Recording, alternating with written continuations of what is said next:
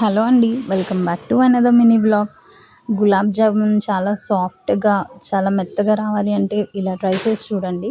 ముందుగా ఏం చేయాలంటే ఎంటీఆర్ మిక్స్ ఉంటుంది కదా! దాంట్లో కొద్దిగా పాలు వేసి మెత్తగా దాన్ని మిక్స్ చేసుకోవాలనమాట. మంచిగా మిక్స్ చేసుకున్నాక అందులోనే కొద్దిగా నెయ్యి వేసి కాసేపు అలా ఆ డో మొత్తం సాఫ్ట్‌గా అయ్యేంత వరకు బాగా కలుపుకొని తర్వాత ఆ మిశ్రమాన్ని పక్కన పెట్టేసుకోవాలి. ఒక 1 హార్ అలా పెట్టుకున్నా చాలు.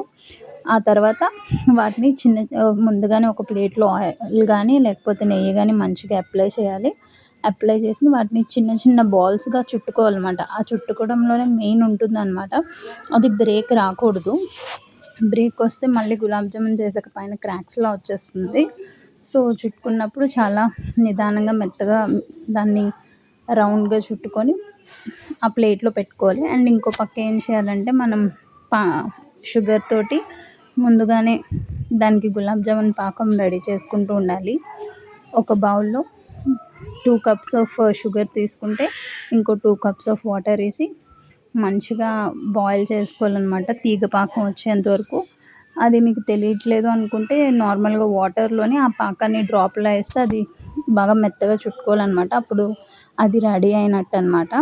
సో, ఒక పక్క మొత్తం తీగ పాకం అంతా అయిపోయాక దాంట్లోనే 2, 3 ఎలాచీ బాగా దంచి వేసుకొని కాసేపు మరగనివ్వాలి.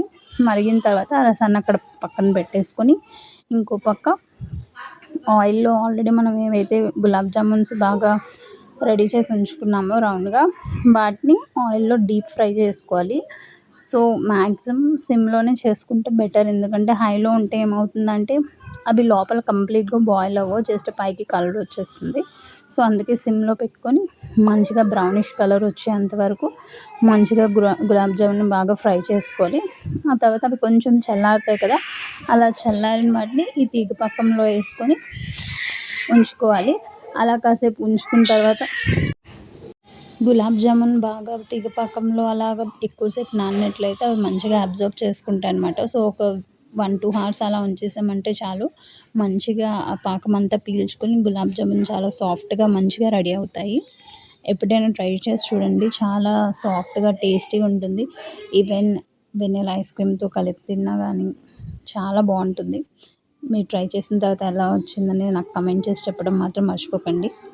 నా వీడియో గనుక మీకు నచ్చినట్లయితే ప్లీజ్ లైక్ చేసి, షేర్ చేయండి. సబ్స్క్రైబ్ చేయడం మాత్రం మర్చిపోకండి. Thank you so much for watching.